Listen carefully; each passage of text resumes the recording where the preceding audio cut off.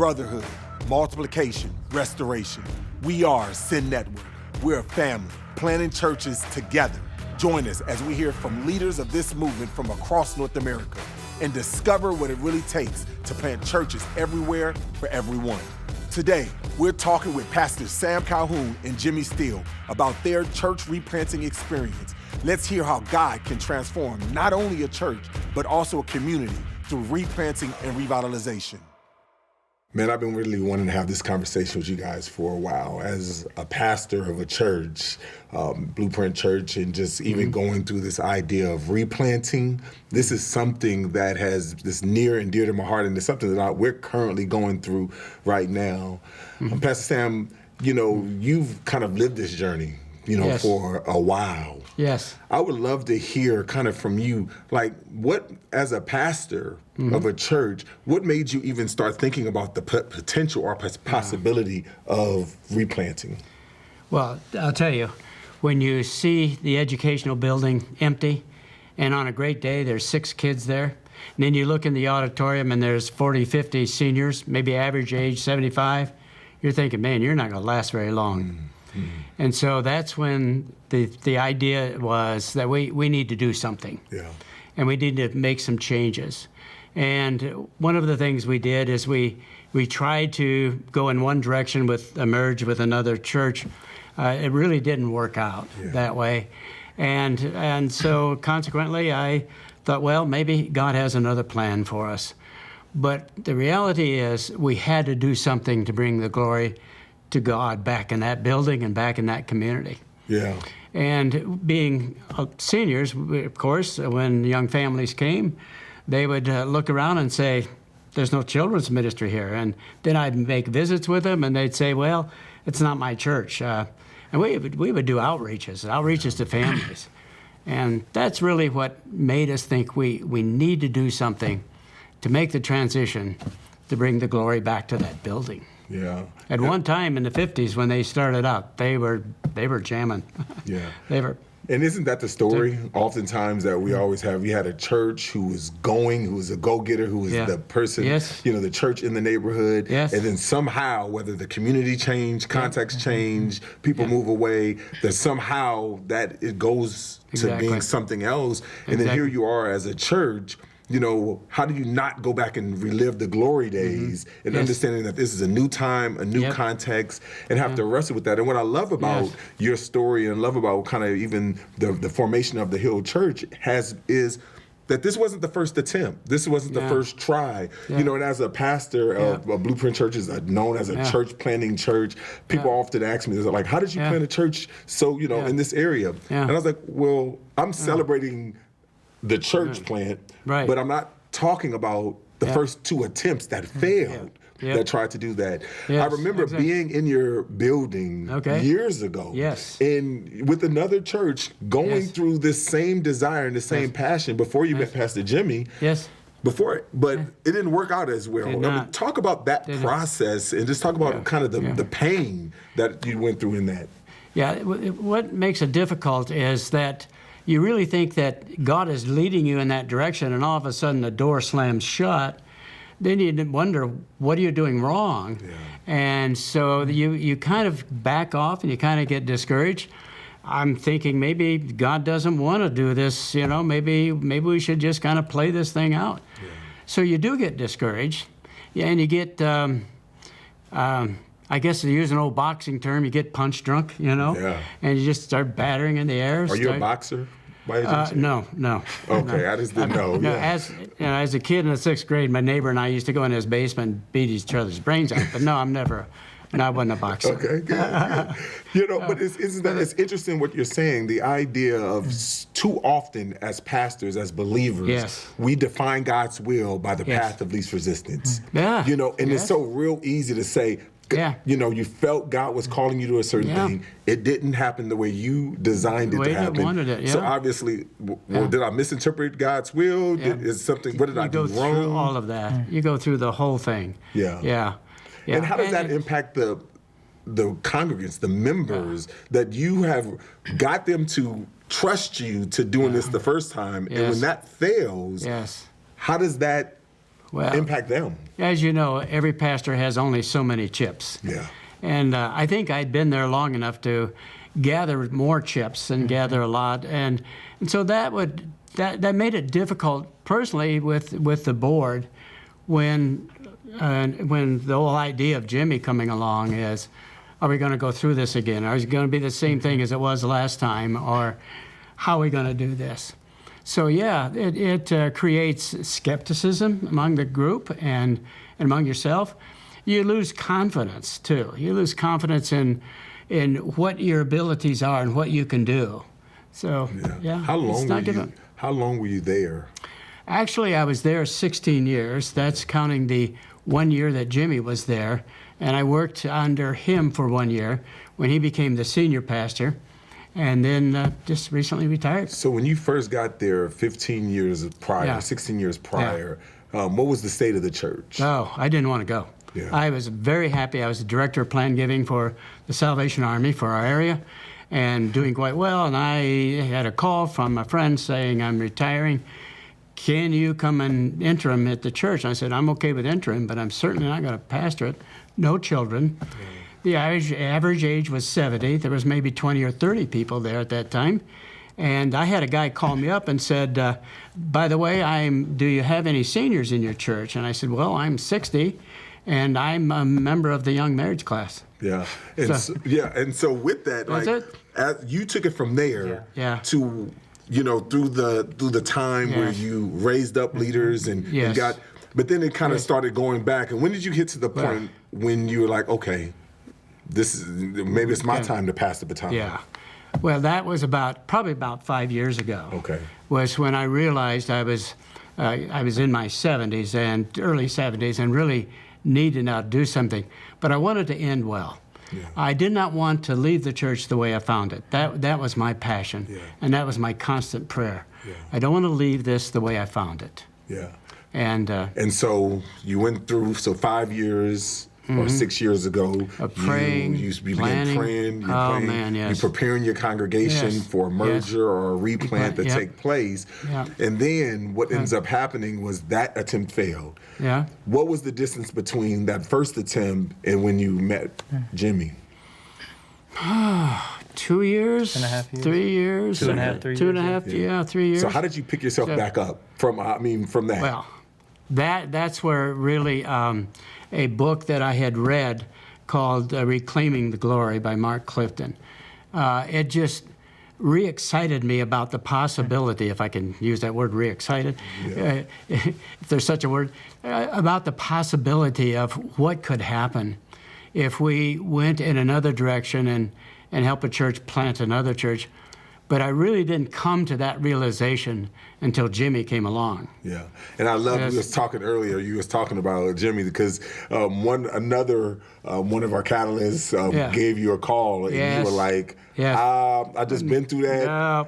No, thank you. I'm not talking to Jimmy. I don't want to drop any names, but it was James Gordon, and I told him that I'm not interested, man. I'm not. I've been through that. I'm not interested. I think Plan B is that I'll have a younger person come in, maybe bivocationally, and then kind of turn it over to him. So I'm not interested in talking to him. I'm not interested in a planting. I'm not interested. Yeah. So what convinced you?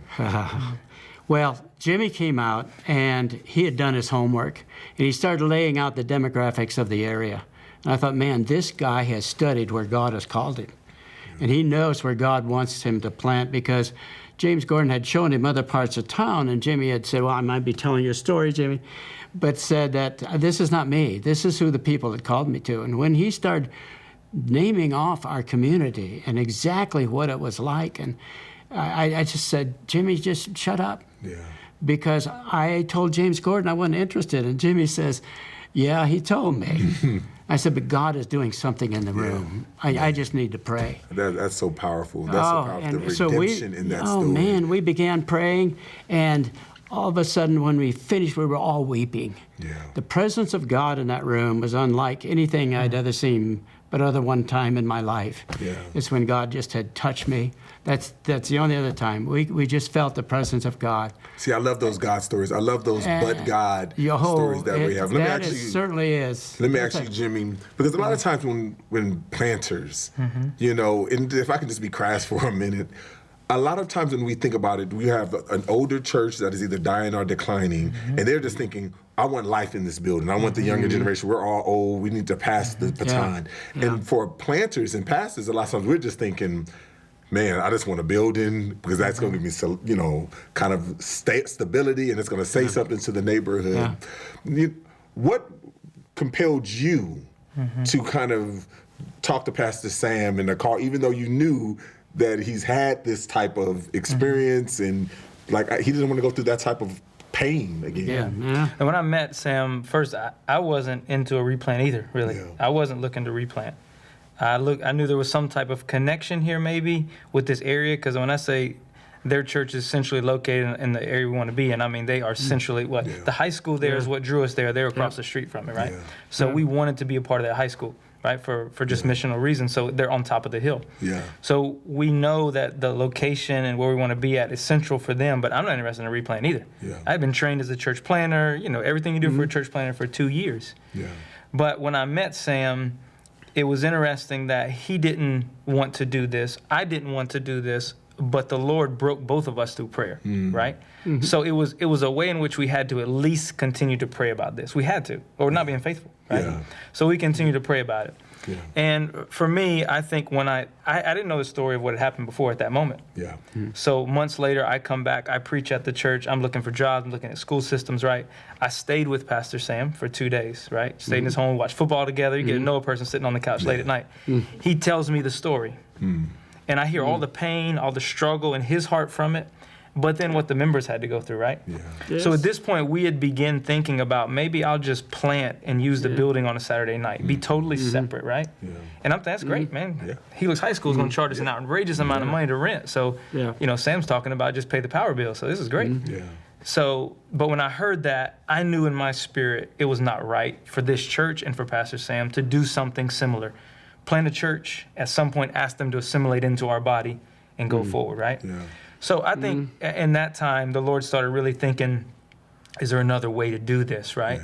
And just began to continue to pray about what it would look like. And I think as we continue to see the heart of Sam, and when I went and visited again on another experience of prayer, I'm with their church, kind of, they don't know who I am.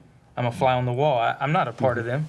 But I want to hear them pray. That was intentional on my part. I want to hear them pray. What are they praying about? And I heard them praying prayers like, Lord, don't let us, you know, stop what you want to do with us in the future, or hinder what you want to do with us in the future because of what happened in the past. We love Sam. You mentioned the us. You talk about the we, is that you guys were both representing others. You was representative of a whole. You had a so we had a church planning team, and you had a church that you've been pastoring for 15, 16 years. And so how, you know, and you're coming in thinking that, hey, we're about to start a church. You're coming in saying, you know, you're working on plan B. How did you convince the bodies that you represented to come back together, you know, to say, this is worthy of dying? So I think what was unique, so after this is, the conversation me and Sam are happening, I'm still on the East Coast, haven't moved out yet. When we agreed officially start some type of partnership together and just move forward in prayer, I had already been meeting with a church planning team, right? So I gave free access to my church planning team. Hey, we're moving out there to plant the Hill Church. We know that. And that's what I think is important in this is the planter, the replanter has to be honest with himself. I told Sam, I told all of them, I'm not a revitalizer. That's not me. If you want that guy, I'll help you find that guy. I'm coming to plant the Hill Church. The Lord has given us this vision, this process of making disciples, these people with me. We're coming to do that. What we were praying was, is replanting a church the way in which God's leading us to see the Hill Church come about? So when we came out, we had in writing 6 months of us functioning as a church planning team. So we did evangelism, discipleship in our neighborhood, in our homes, grew our group from like 7 to about 25 in about 6 months, but we worshiped at his church. So this gave us space for us to decide, not just me and my wife, but our church planning team, whether this was right for us, and it gave them the space to watch us, right? And then by God's providence, we were there, 2 months, and Sam was struggling with some back issues. He wasn't able to preach. So for 6 weeks, the Lord put me in front of the church to preach through the book of Titus. So I was able to really just drip DNA of good. who we wanted to be. And at the same time, we're having conversations with their board and the pastors. I got to ask you because it keeps going in my mind.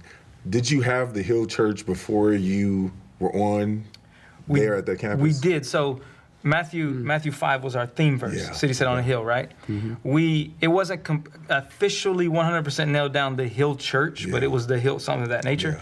And then when I met Sam, when you see the geography, it is a church that sits on the hill. It literally is a church set. But here's the next thing. So when we got there the first 6 months, we're just pounding the pavement, knocking on doors, interacting with the neighborhood. Hey, I'm new to the area. Tell me about that church. Windsor Hills Community Church was the name of it. They would look at you like, Windsor Hills Community Church. Yeah, I don't know. The church across the street from Helix. Oh, that church on the hill. Yeah. Everyone said that, right? Yeah. That was the geographical marker in the neighborhood, right? Yeah. So what I told our church planning team is I think God's calling us here to become what this property is in this neighborhood. That's good. Right? So that's what we were trying to lead out with. That's a great story because, I mean, if you see the picture of it, it is a church on the hill. So when you guys think about that, when did we were talking earlier and we were just talking about like going from having to pastor the church you had in mind to pastoring that church because you went in, you had these 25 people, Jimmy, and then all of a sudden now you have another congregation, a congregation that is deeply wounded, deeply scarred, deeply have been through, they have so much history in that church. How did you kind of reorient your mind, in order to do that? Yeah, let me say one thing, though, about the congregation. So here's important. They had been wounded and scarred, but they never took a posture of defeat. Yeah, that's They good. took a posture of prayer. That's good. They took a posture of pause and see what the Lord wants to do. That was important. Really important, right? Yes. They didn't come in with guns drawn. They came in with the posture of, let's see, which was really, really mature and helpful. But so when we showed up, right, it was this, we go through a season of really pitching what we're going to do, the practical things of, again, we came as the Hill Church, so new constitution, new bylaws, new leadership structure. There was a lot of difficult conversations there with the existing leadership structure, all of that. We set that before the congregation for a one vote, all three or none, right? Because we voted unanimously. We became the Hill Church on January 2018. So we begin, right? A lot of cultural change happened immediately, right? Which was hard for the church in a lot of ways. But I had been trained as a church planner, right? So, and I think this is important for guys who are going to replant. I think the first 4 to 5 months, I was trying to pastor the church I wanted more than the church that I had agreed I was now pastoring. And it was a season of a lot of conviction for me. Even to some days, you would see visitors come, college students would come, they would show up, I would try to engage them and put as many of young people as I could. We only had 7 or 8, and then a couple of, try to get us, my wife, everybody else, right? And they wouldn't come back, and kind of struggling with that, But had to really be convicted that, no, you have called me to pastor. We do need to go somewhere. We do need to become the community that's here. But my calling, I've said, is to take this group of people and shepherd them and pastor them and lead them to that.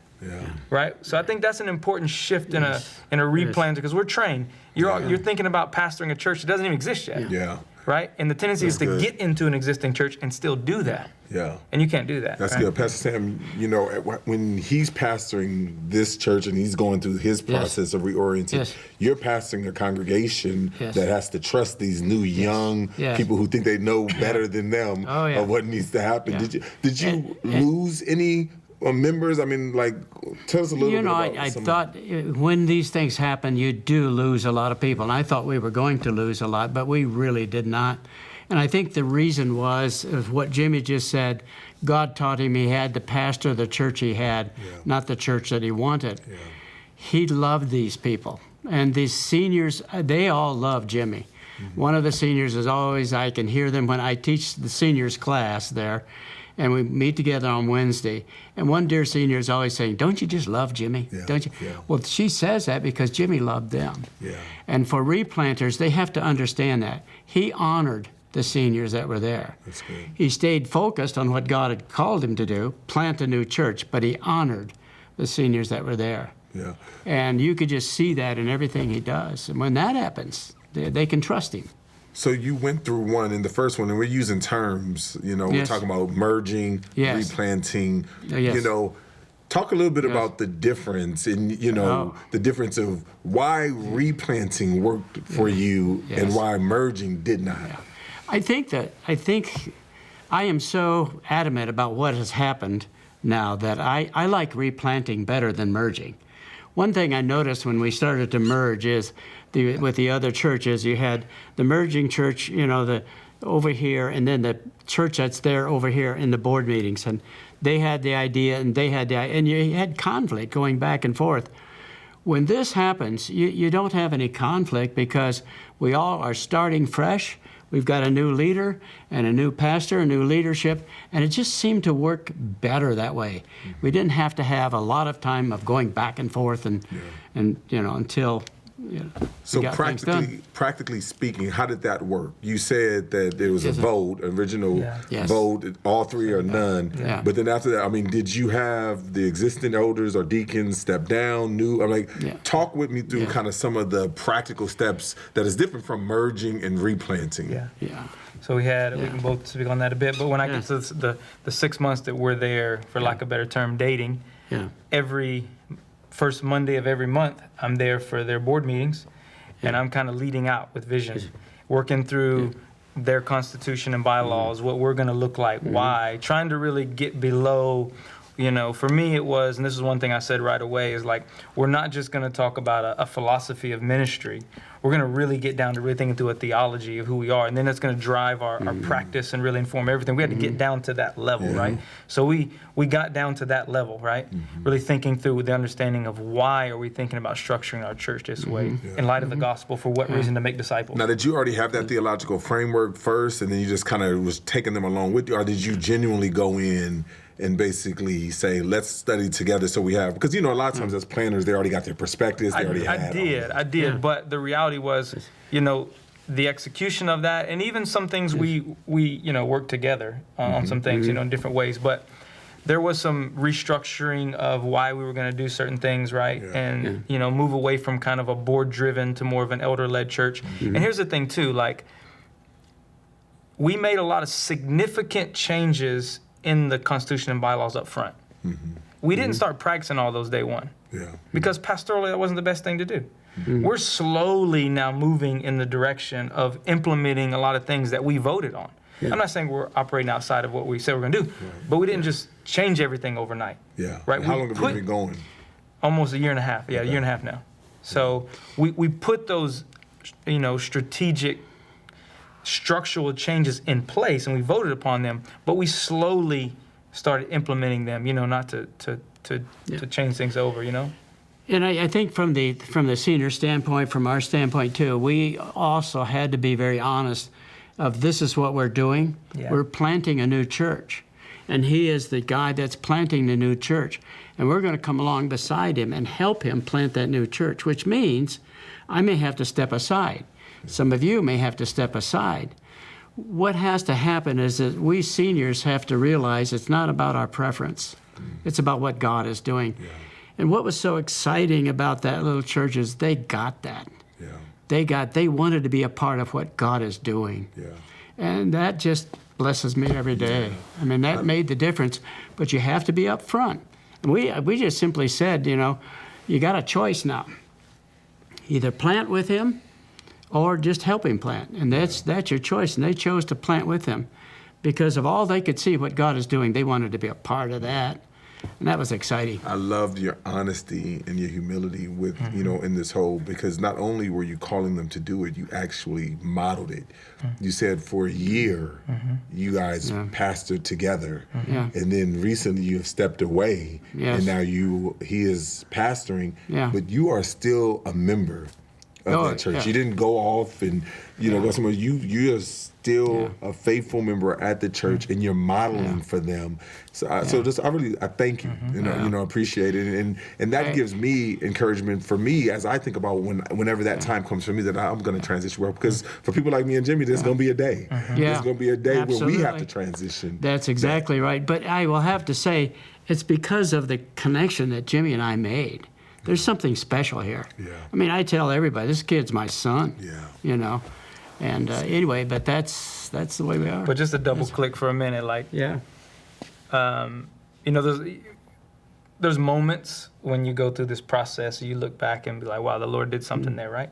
Yeah. And like little things that Sam did were huge. So we made huge changes in our worship at the beginning, right? Like quickly, which is hard for a lot of people. Yeah. But for Sam to get up, and he was absolutely honest in this, but to be able to get up in the benediction, right before the benediction, and say, wow, wasn't worship great today? And I'm so grateful that Jimmy is my pastor. Yeah. To say that, tension in the room just dissipates, right? Good. Because it's safe. He trusts me. I trust him. So we're good. Let's go forward, right? So, I think the one thing that needs to be said is, and Sam not just modeled that there. He had modeled that coming before, like just very humble in his posture and his disposition, his preaching and everything, right? And that was clear through the process, right? So that was easy to step into, but then I think clearly for me a stewardship thing, right? There's gonna be a difference of leadership. We're different. But the groundwork of humility, which is biblical, we need to make sure we were a good steward of that. So I think we were able to do that, and the church knew that. Every time we had very open, honest conversations. We didn't want anything to be considered backdoor or whatnot, right? So we had those very open conversations. The other thing is, be careful about using the word replant. Don't nobody know what that means, right? So we learned that, like, explain everything. Don't just use terms that you're reading. Like, explain everything to the 75-year-old woman who doesn't know anything about it. Explain it, what's going to happen, what are the ramifications for it, and show them why it needs to be done. Man, right? we can talk about this all day. What I love about what I'm seeing here is the fact that there's trust over suspicion. And that throughout all of this process that you guys took the time to build that trust amongst one another.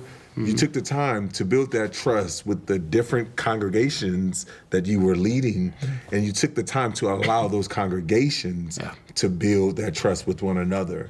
And there's a thing that a lot of times that we don't have as planners, because we're entrepreneur, we're apostolic, is time. At least we don't think we have time. But there's so much that we can learn from this process and learn from just the overarching process that trust is not built in a day, and God is going to do supernatural things, and there's so many different stories, but just take that time to connect our hearts together. So thank you guys for, taking the time. As a planter, I am indebted and grateful, to you, because I wrestle with this very thing and seeing how do we continue to honor our seniors, but at the same time continue to reach the lost. Amen. Appreciate you guys. Yeah, thank you.